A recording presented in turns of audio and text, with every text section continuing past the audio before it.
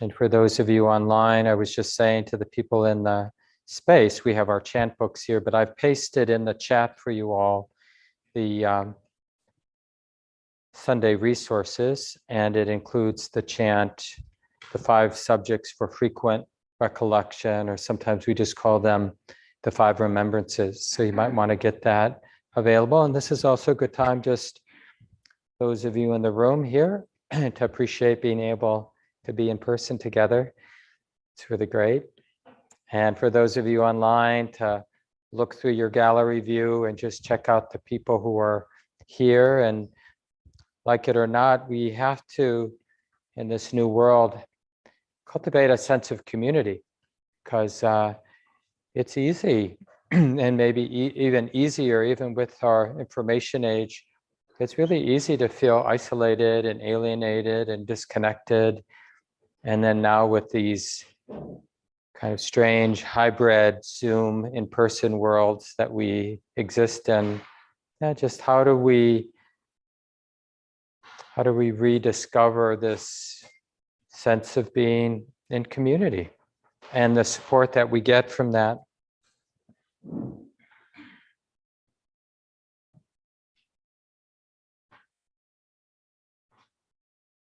So a big welcome to everyone here in the room at Common Ground Meditation Center in Minneapolis, and all of you around the country and maybe even outside of the country.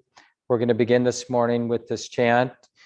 It's on page 26 in our chant books. And for those online, I've been putting the Sunday resources there, and you can open that document up.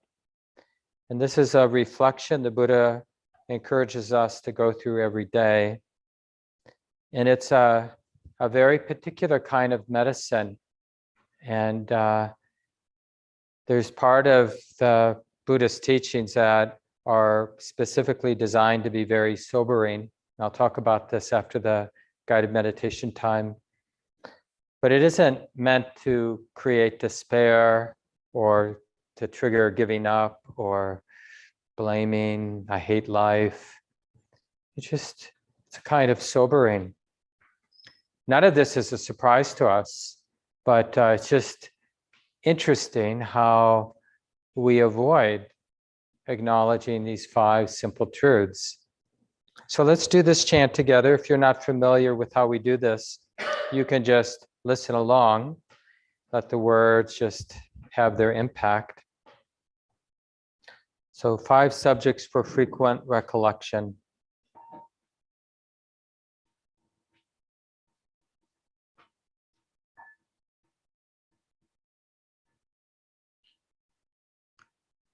I am of the nature to age. I have not gone beyond aging. I am of the nature to sicken. I have not gone beyond sickness. I am of the nature to die. I have not gone beyond dying. All that is mine, beloved and pleasing, will become otherwise, will become separated from me. I am the owner of my karma, heir to my karma, born of my karma, related to my karma, abide supported by my karma. Whatever karma I shall do, for good or for ill, of that I will be the heir. Thus we should frequently recollect.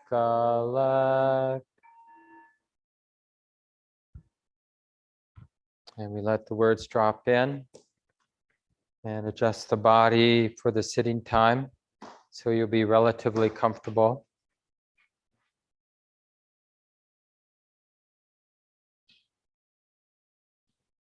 Relatively upright, relatively comfortable, finding that balanced sitting posture, whatever that feels like, can look like for you today.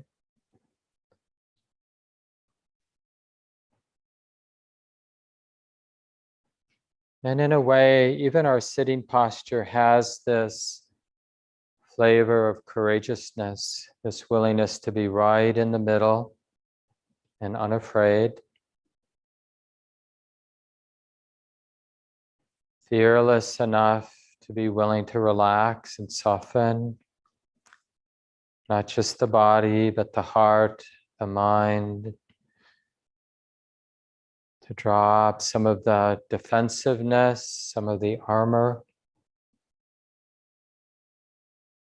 this willingness to be vulnerable, undefended, open, curious.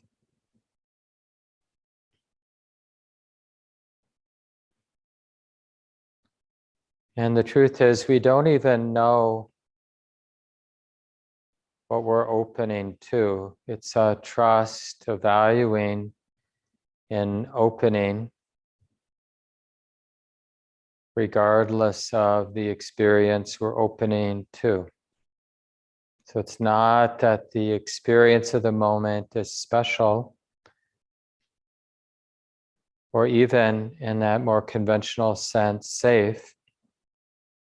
It's really that the heart values being open, and our heart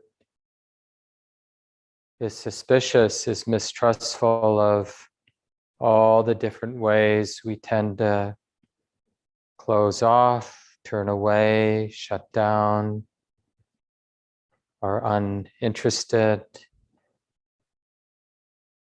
all the ways we're afraid. Just doesn't make sense anymore. So we explore the possibility of softening and opening and recognizing, feeling the way it is here and now. Feels like this, sitting feels like this now. What is that?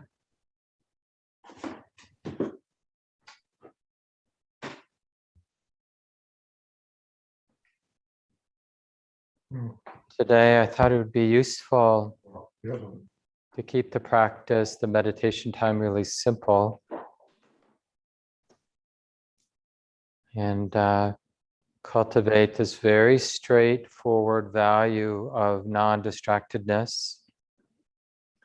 Remember, that's not the same as, oh, I should focus on this or that. It's really more simple than that. We're remembering the present moment, practicing not forgetting the present moment or non-distraction. But it's not the same as controlling, feeling like we have to control what the mind is knowing.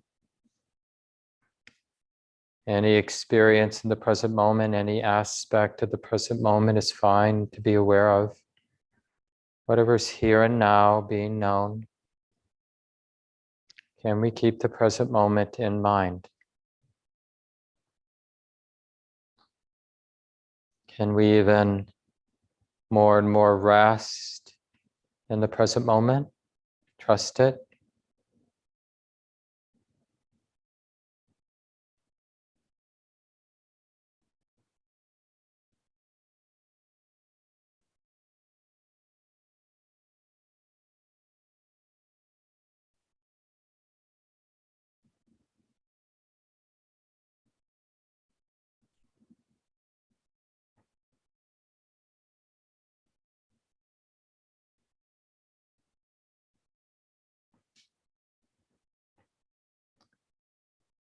And very curious in a non-controlling way, very curious about all the little and bigger off ramps into distractedness, the compulsion to solve a problem, or the compulsion to get lost in memory or speculation about the future. But all those mental activities can simply be understood as something being seen, something being known here and now in the present moment. Just thinking being known.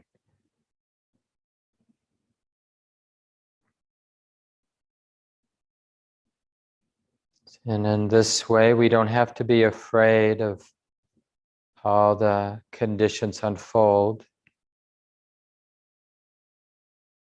It's simple. We're just remembering that this is being known, being recognized in the present moment.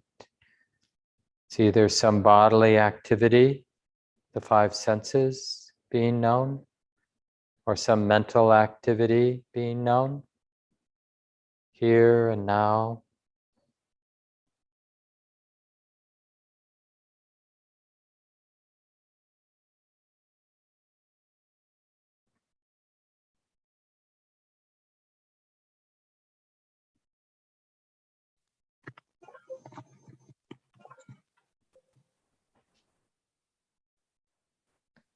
And it's important to sense there's no need to explain anything to ourselves. We don't have to define what's happening or what's being known.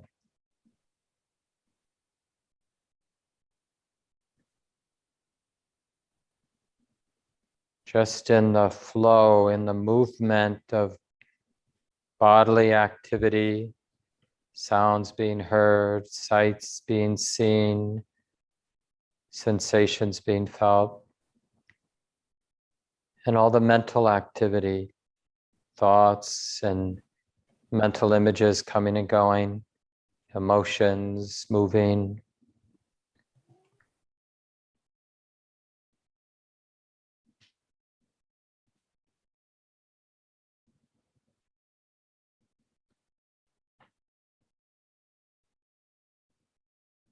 Learning how to be sensitive, even intimate with these movements that are moving here and now. Not afraid to let things move.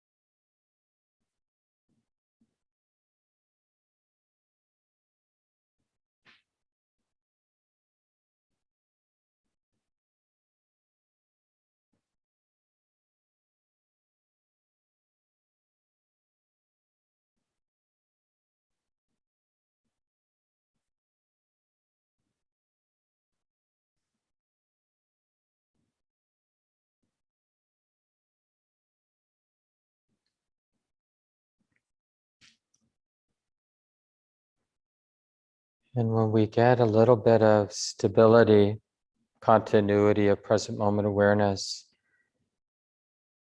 you might notice that a lot of the thinking, the planning, the worrying, the problem solving, the thinking about the past or the future, a lot of this thinking is a way to create a sense of control, a sense of ground, but it actually sets in motion uneasiness and insecurity. So for the sitting period instead, let's see if we can wean the heart from its dependence on fabricating or constructing meaning about what's happening, about whether I'm having a good sit, good meditation, or bad meditation.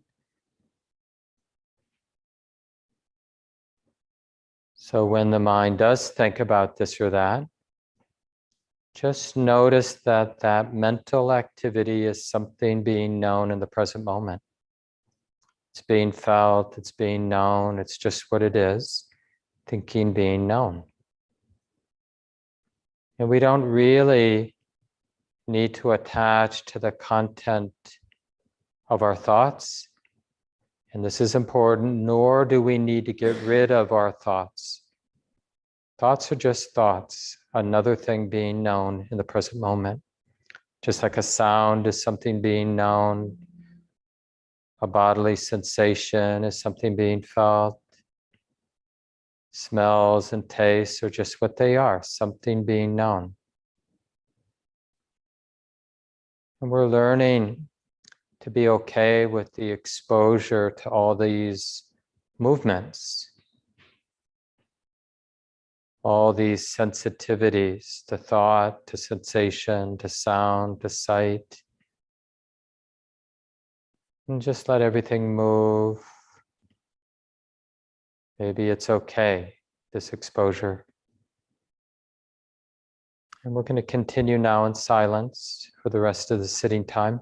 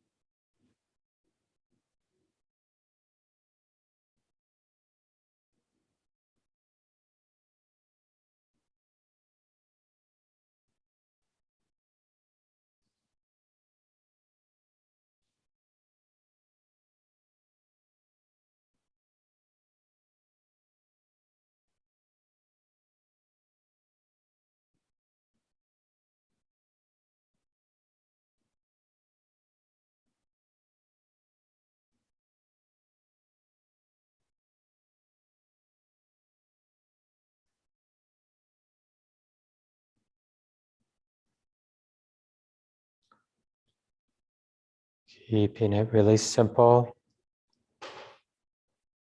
The instruction is interest in non-distraction, and also in all the ways the mind becomes distracted.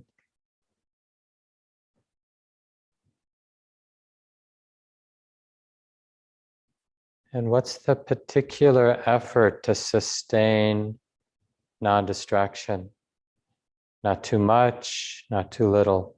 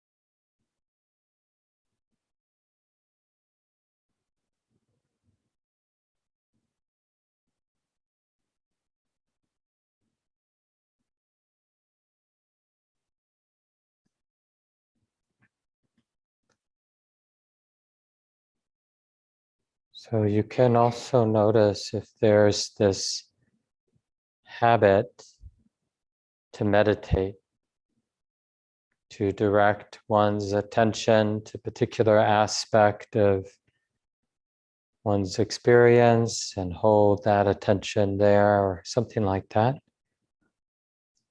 So if that's the case, then practice non-meditation, not needing to direct the attention or do anything in particular with attention.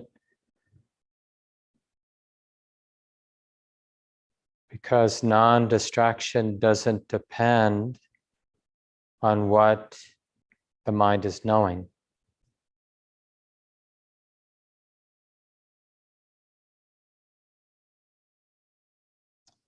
It's possible to be non-distracted with an unpleasant experience or pleasant or neutral. Any experience here in the moment will do.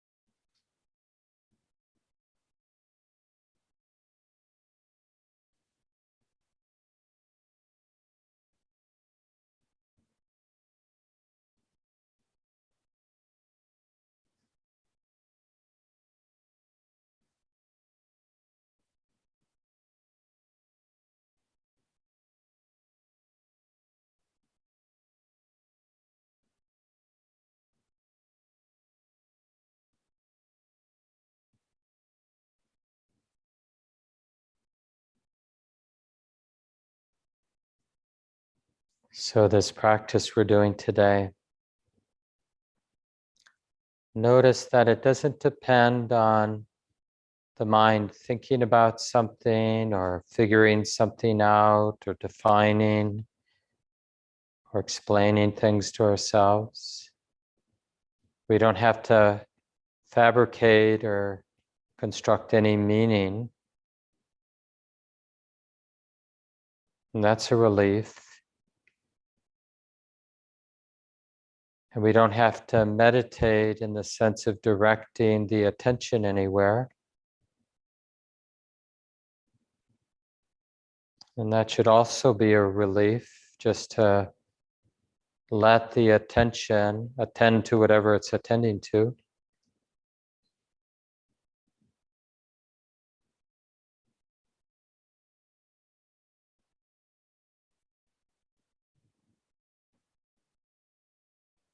And so the only real effort is this effort of remembering that this is being known, present moments like this now. Any moment will do. It's a moment of recognizing non-distraction.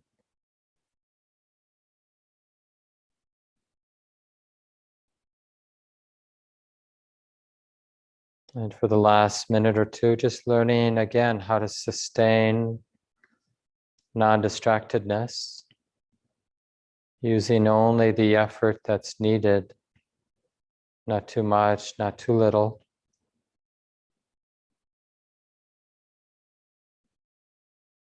It's really the effort of interest, isn't it?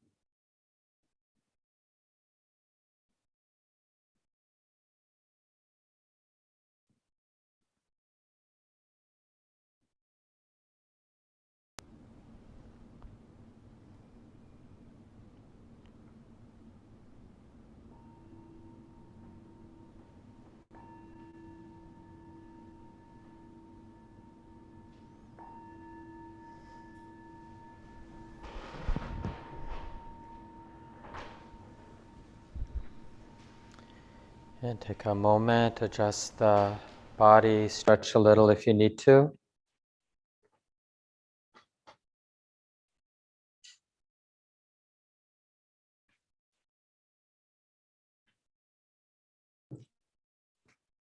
And again, a big welcome to everyone.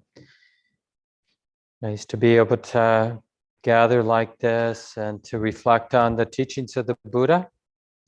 Common Ground is now in its 29th year, believe it or not. So we've been around for a long time doing this. And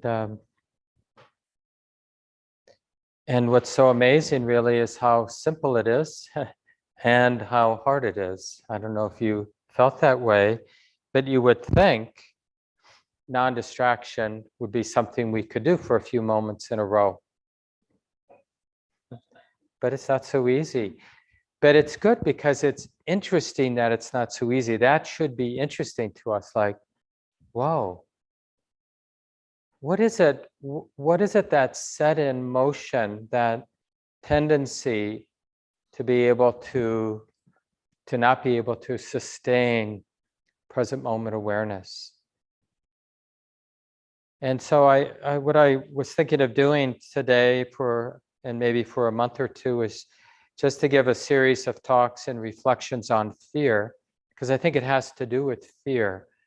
Maybe in this case, a misplaced fear, like fear in our experience, fear and having an honest and open and a way of being present where there's no intermediary, like my thought about what's happening.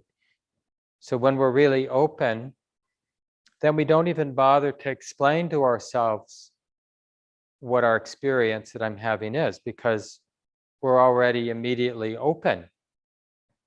So like right now, whether you're sitting at home or you're here at Common Ground, we can open to our experience.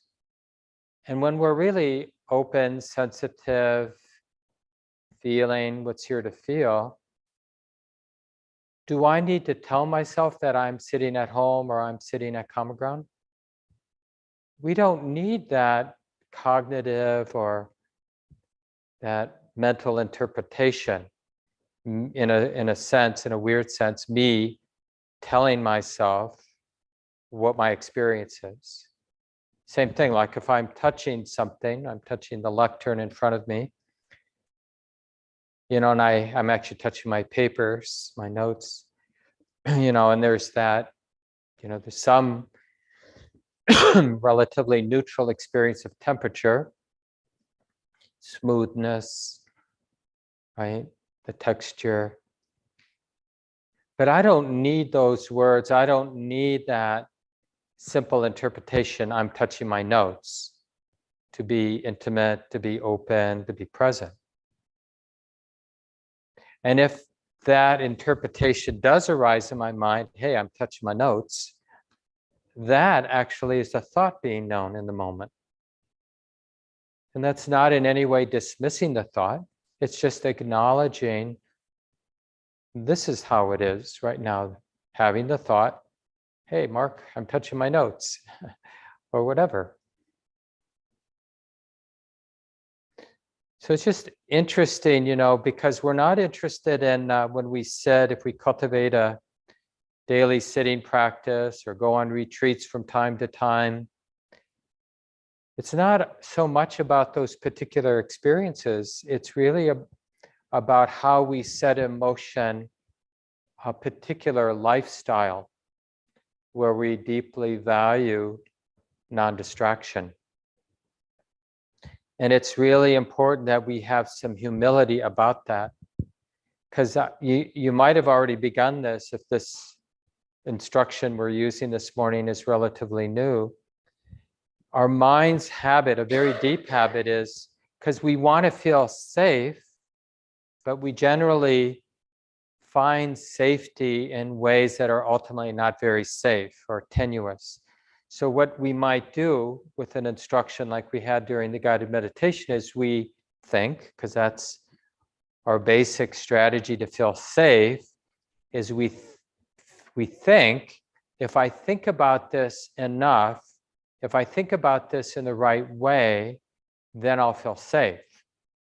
So instead of a more direct exploration of non-distraction, we think about non-distraction. Oh, I wonder what non-distraction might mean. And it's like we try out different definitions in our mind.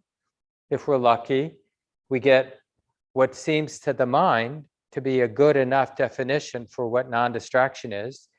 And then the mind clings to its idea, its definition of what non-distraction is. But that's not non-distraction, that's some cognitive activity. But I feel good. I feel like I'm a Buddhist who has an idea of what non-distraction is that I'm pretty comfortable with. I'm willing to put it out there, who's got a better idea of what non-distraction is? My idea is probably the best. And we feel safe in a funny way, because I can explain myself, explain my life, explain reality to myself in a way that makes me feel somewhat comfortable. And that can temporarily, in an uneasy way, put doubt to the side, sort of, but not really, okay? Because doubt keeps challenging. Because there's some part of the mind, I would call it a kind of, spiritual intuition that understands what the Buddha said very directly, bluntly, no matter how anybody conceives the truth, it will always be other than that.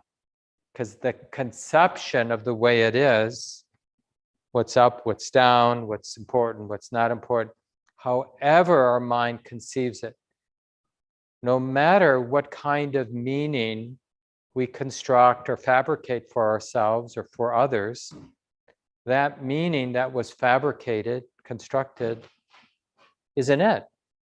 So to cling to it, to cling to some idea, fixed idea, an opinion, a belief, is actually turns out to be the cause for anxiety and uneasiness. Is thinking that a conception, a thought, an idea is a worthy refuge. And that's a difficult spiritual turning when that builds up. It's described in the text in a very poignant way as samvega. That's a Pali phrase, which usually gets translated as spiritual urgency. But it really is it arises when what our heart, what our mind has been using for ground, security, safety, no longer works. And then we feel this samvega. We feel, one teacher describes it in three parts, from the tradition. Samvega, the spiritual urgency, has a quality of being shocked or dismayed, like, I don't have a clue, right? And then there's a second piece to that, which is almost like a sense of shame about how complacent, how I've missed it, how I've basically lied to myself for such a long time, that I've been dishonest with myself. And then the third piece of that spiritual urgency really relates to how we translate that word, urgency, right? There's a real movement. Does anybody know what to do with this human life? We're actually willing to be a student. We're willing to listen. We're willing to look around, try out some practices. Like, what do we do? And the more we get a sense of this, how it's showed up in our own life, the more we see people, this is how we, and it's not a judgment, it's just kind of seeing our own life and everybody's life in this light of somebody, this person in this moment is clinging, like we see kind of almost get our existential defense. Oh, this person is clinging to this belief they've branded themselves this way, or they position themselves this way. They're clinging to that, and that gives them some semblance of safety or whatever. Or this person doesn't have a good defense working for them, and they're floundering, and they're in moments interested, who knows the way? Anybody got a clue? Or kind of scrambling, falling and looking for a handhold, a foothold, like what gives my life some grounding, some meaning?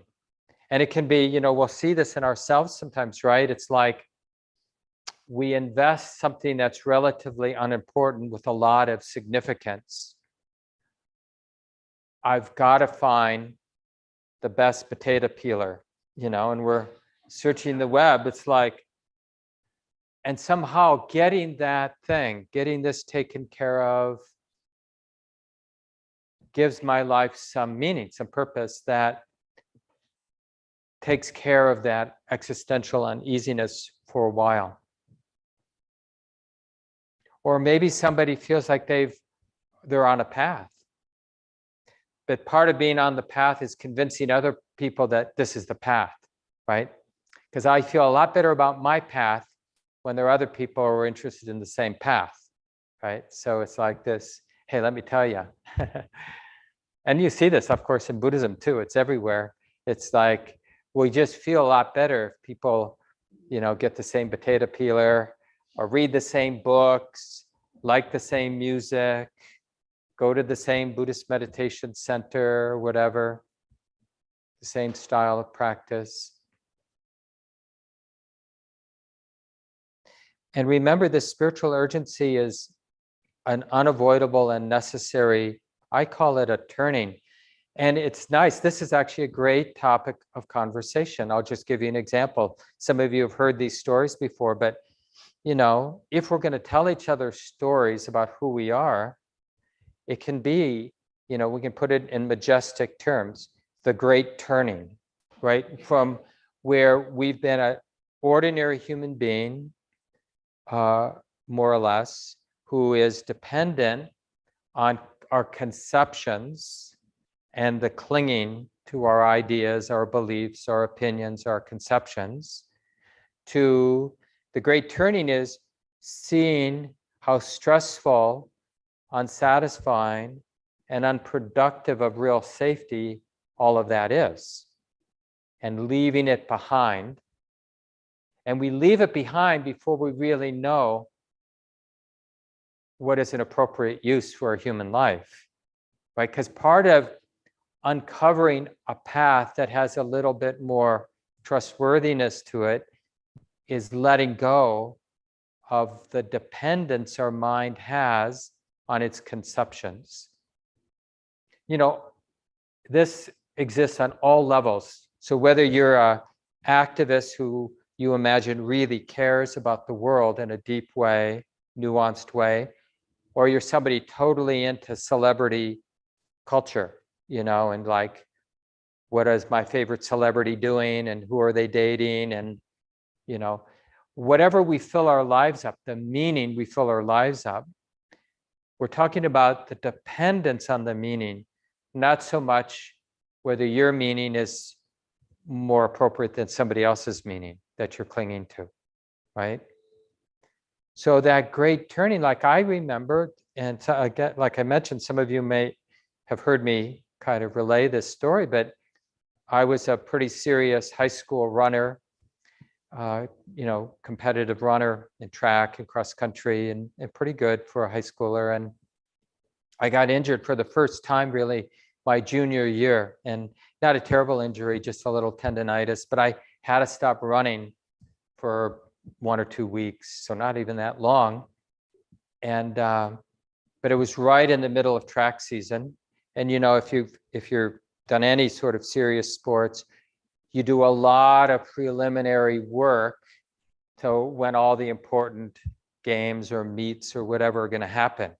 So to kind of have to stop that very careful progression is sort of a real break in what the mind is clinging to, like the identity of being somebody who's into running.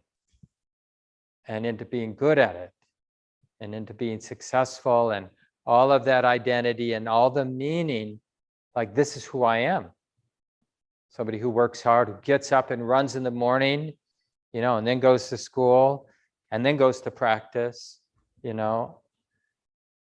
then you do the same thing and then the same thing and the same thing every day of the year. I mean, that kind of attitude. And there I was, I couldn't run, didn't have all that outlet for all that, neurotic energy that high schoolers have generally, and adults, and I became reflective, just as one might in that situation. I was always sort of reflective, even as a kid. And the obvious question, oh yeah, this race, this meet is coming up, really wanting to do well. But then, and then there's another one, and then there's another one, and then there's another one, and then summer's break, but these races I'll do in the summer, and then prepping for cross country, the ongoingness, right? Like, so there's this identity, and part of the reason the mind clings to the identity is that it's going to lead somewhere, right?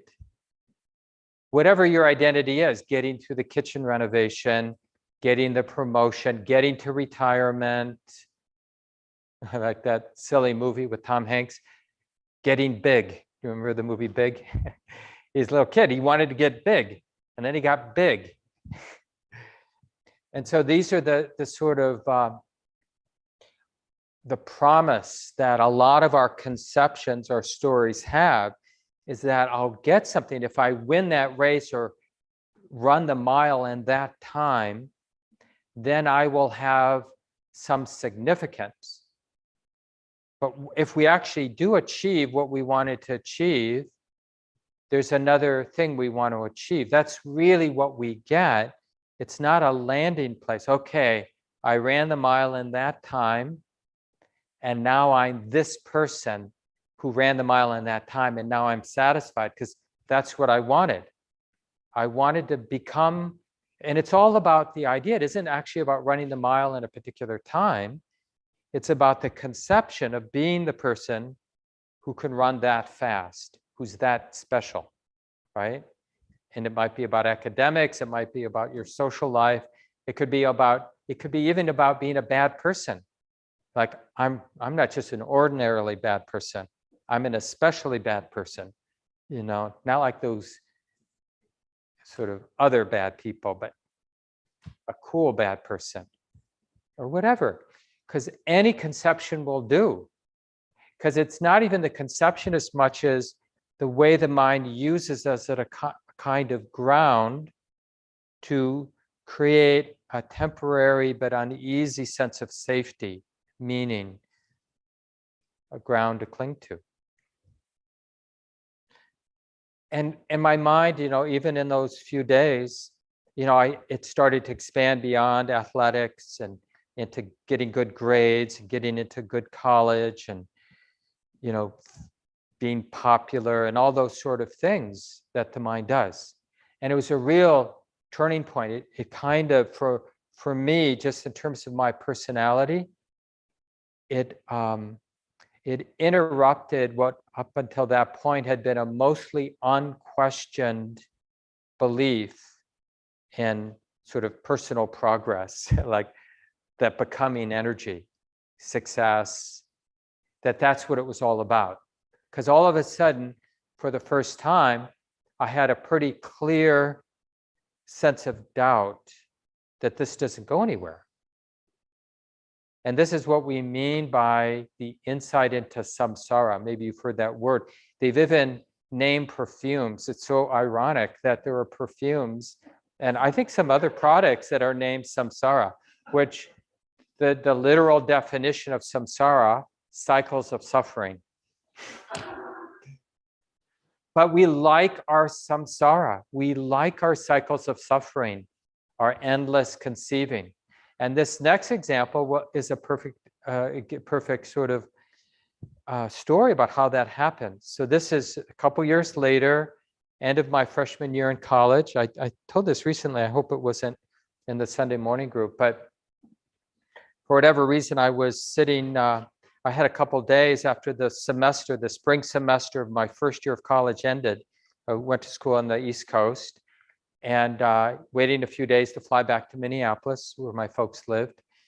And no friends around to fill up the day, and all the work was done, the exams were over.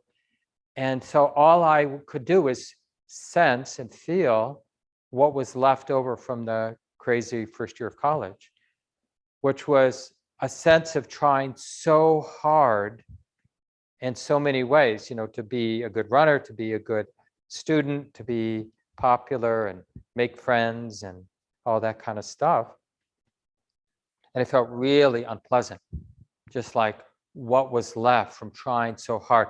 And it was just the kind of window into the bottomless neediness to need that kind of success with grades, with sports, with social life. And this is a much deeper taste of samvega, this spiritual urgency. Remember, that has these three parts of like shock and a sense of alienation, like we see part of our conditioning and it's like we're shocked because it seems like a big disconnect, like how can that help? It's not helping. And that sense of being chastened or discouraged, like how diluted, chasing that is, chasing those promises, like if I do this, then things will be fine, because it hasn't proved to be true. And that last part is like a more authentic search and humility. But I kind of chewed on that experience for many weeks, maybe even a couple months through my summer vacation. Wasn't really that social, just working a lot of jobs to earn money to help pay for college. And I couldn't figure out a way out of using these desires to achieve, to have some sense of significance and safety, kind of in a deeper sense. All I could, like, as I got closer to coming back to school that next fall, all I could conceive of was to try harder at fitting in, doing well, being successful, joining the rat race again, like, oh, that is the only way I could see to kind of take care of that existential uneasiness in my heart. And then the next story around this is, again, a few more years later, maybe 4 years later, I was probably 24. So about 40 years ago, right when I started, right before I started meditating pretty seriously, I had been obsessed with death. This is where this reflectiveness takes, like, now I had a more of that authentic samvega, that spiritual urgency, but not so much of the pasada, which is often, like in the early Buddhist teaching, is a term that's related to samvega, the spiritual urgency, is the pasada, supreme, or not supreme, but sublime confidence.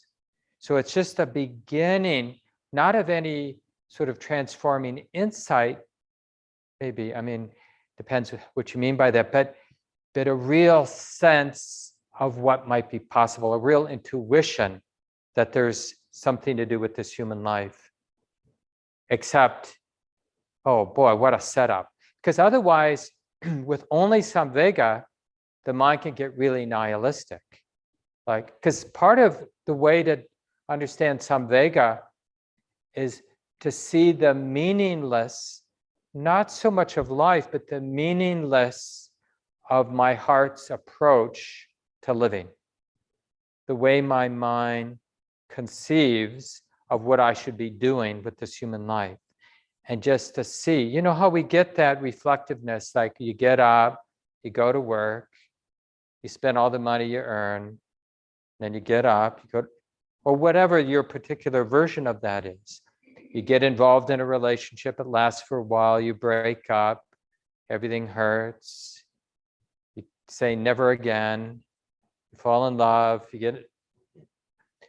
So this is like the samsara is like doing the same thing we've done before, not exactly, but basic pattern is the same, getting the same results we've gotten before, not really able to get out of the box. So we do the same thing we did before and get the similar results we've gotten, and we keep doing that. And it might look a little different. You know, when I was younger, it was really into this. And then in my 30s, I was really into that. But it's always like the promise, whatever it is. I'm going to learn another language. I'm going to learn to play tennis. I'm going to play a musical instrument. I'm going to find a good partner. I'm going to have kids. I'm going to figure out how to pay for school or whatever it might be. But it's the same pattern of if I get this, if I resolve this, then this heart will be at ease. Then I'll be able to really rest.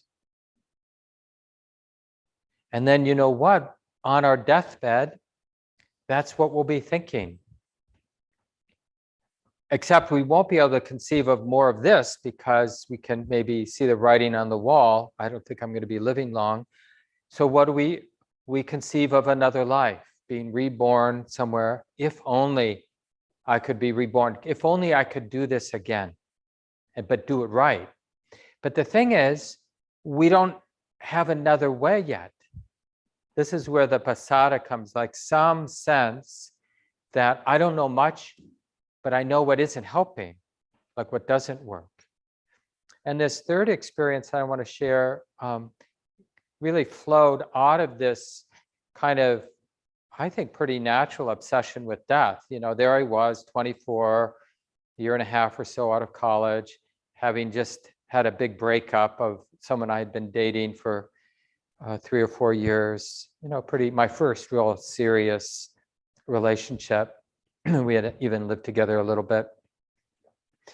And it just, the timing was perfect because I had a lot of romantic ideas after college. Oh, I'll get a PhD in economics and I'll go work for the United Nations and I'll make this world a better place. Not that that's a bad thing to do, but all of a sudden that kind of stuff wasn't making so much sense to me.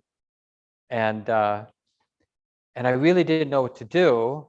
And then it seemed like, well, understanding what death is might give me some direction, right?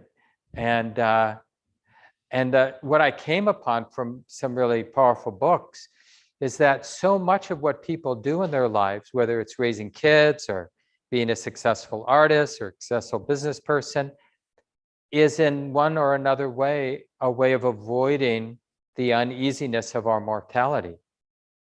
It's like, oh, this is the animating force of so much in life, is staying busy, trying to have a sense of significance as a counterweight to the yucky feeling of my mortality, of knowing that I'm born, I live, and then I die. And that's an unpleasant existential feeling. So let me do something about that. You know, I'll become somebody important, or I'll do something of significance. And death, take that, you know. I built a shed in my backyard, you know, or I've got 3 kids. I don't, but I've got kids. Take that. Or whatever. And there's nothing wrong with building sheds in our backyard or raising kids, but to think that it addresses the underlying insecurity or vulnerability of our human condition is truthfully a setup. And that investigation into death led to this, in a way, it was my first actual meditation. And I had read a book about a very famous Indian man, Ramana Maharshi, who died like 1950, I think, right around there. And he made quite a important splash in sort of spiritual circles, not just in India, but also in the West. And one thing he did when he was a teenager, like a young teenager, is he got interested in death. And I had been reading this book about him and this place in his life where he just, as a 14-year-old, I think, or maybe 13, he just lay down on the ground and imagined dying. And I was really intrigued by that. So I said, I'll do that. I can do that. I like lying down. And, I had kind of a philosophical bent. And and there was a little bit of a description of what he did. And I had also the setup that was a significant event in his life. So I thought, okay, maybe this will work for me. So I did that. And I was really vividly imagining like everything's done, no more life to live, no more of this, no more of that, just kind of using my imagination. And I got into this pretty still meditative place, empty of a lot of activity. And but there is some superficial idealistic sense that, somebody should be sad about losing their life, that kind of thing. But I was feeling really still. And in that quiet meditative space, this wisdom just sort of showed up. Who is this a problem for? Not in words, but just an understanding. This sort of having lost something, having let go of something, who is that a problem for? I didn't understand I didn't understand what happened in that moment, but it was a real powerful moment, just like a seismic shift in understanding or the way my mind, heart related to my life experience. And I was really disoriented for a while. And I don't need to have an idea or an explanation of what that moment was. Because what's always important about insights is like, who do we become going forward? Like, how does life change going forward?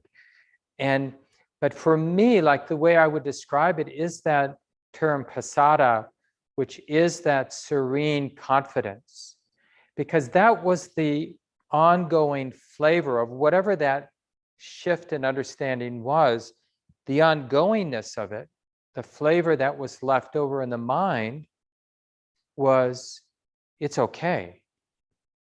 And that sense of it's okay, death is okay, the craziness of human existence is okay, but it's not okay because I'm a good runner or because I have the answer.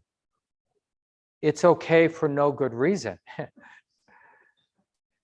And that's kind of the inexplicable nature of spiritual insight. It doesn't resolve the very real human suffering and the very real human doubt and confusion and meanness of so much of our conditioning. We're basically have animal conditioning. And you see that getting played out whenever power is involved, right? Power doing what power wants to do. Those people with less power dealing with the fact of having less power, and those with power doing what they want to do to lock in their power to have more power, and all the oppression, all the injustice, and all the suffering that comes from that.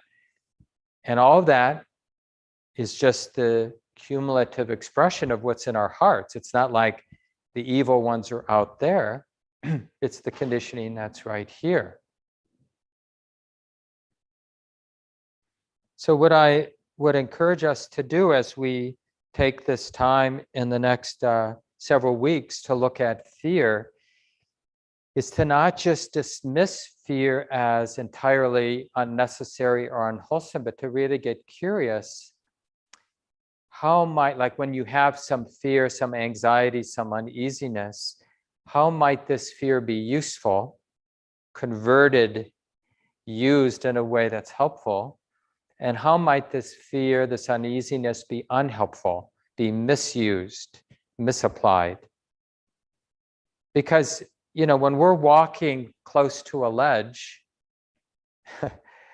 it's appropriate to have that heightened attention. Like, I should be careful. I could easily slip. and fall, and that wouldn't be good. Or I'm in this conversation with this person, and we often misunderstand each other, and difficulty comes from that affects my well-being and this other person's well-being. Maybe it's appropriate to have some concern, some fear here. Like, I don't want to cause harm for myself or another. So I'm going to be really attentive. And it's the same thing around our habits, where we're going to get swept away by our next interest, the next potato peeler, or the next thing you want, the next renovation at home, the next relationship, or whatever it might be. Just to like have an appropriate fear. Oh, this life could be continuously consumed by this desire, this attachment to desire, and then this attachment to the next desire, and this attachment to the next interest and the next obsession. And then at some point, I'll be on my deathbed, and I'll be, if I'm fortunate, I'll have a few minutes, moments, days, months to look back and go, did I really live the life that could have been lived? That would have been, like, for example, really helpful when someone like myself is on my deathbed. That would be really useful in helping me meet this experience that's happening right now, the letting go of life. And so we can use those, like it may not be your own death, it may be the death of a loved one. Like I know people say this to me, people who have kids, it's like imagining the death or something bad happening to one of their kids. It's just not something their heart can open to. Even though parents, and this is true for any of us with loved ones, bad stuff happens to people we love. And we can't control that. Doesn't mean we should give up taking care of those we love, but we do that care knowing that we're not completely in charge of bad stuff happening. And if that happens, will this mind, this heart have the capacity to show up, to model being at ease, doing what can be done, not amplifying the difficulty by our own inability to be intimate, present, and responsive. Same with our wider world, which is, from my point of view, maybe it's always messy. I hold out that possibility, even though I want to think. It's kind of a way of feeling special again, this time in human history, this is a especially bad time, Yeah, really? Do we know that to be certain? No, we don't, I don't think. I mean, come on. I think back I wasn't alive during the McCarthy era, but that wasn't that long ago, let alone the time of the lynchings in the South and in Duluth. Or World War II, when 6 million Jews and so many other groups were slaughtered. So there are a lot of bad times. And maybe it isn't about like getting through this bad time as much as it is, how do we use this more honest and clear perception of the human situation, this particular human situation? Is there a refuge for this heart when it's like this? And like this means both our world situation and our, intra-psychic situation, the way our own heart and mind is. What is the way out? What is the way to be human? And, bringing it back, just ending with this sit we did today, this practice of non-distraction, because a lot of the the activity of samsara, which is the avoidance, is distraction. Like that's how we deal with our human situation, is we fill our mind with some activity so we don't really have to feel what it feels like to be present, to be intimate with what's moving. And what's really moving is that initial shock of samvega, that initial dismay, like, and that kind of a humiliation, like how so much of what I've done with my life, like I'm just thinking, how many hours of watching movies, TV have been maybe entertaining, but completely not onward leading to anything that has any real value, right? Now, I'm not saying that there haven't been some books, movies, TV shows that have some value. I'm just saying that in my own case, there's been so much time of my life spent with entertainments that I have a lot of confidence in saying isn't making any real difference. It was just a way of avoiding feeling what it would feel like to not be involved with entertainment. And where does that lead? Well, I know in my own experience, it leads to a greater dependence on more entertainment, right? That addiction just increases, like, and when we say it out loud, like, okay, here's my strategy, ready? Best way to be a human being, don't be there.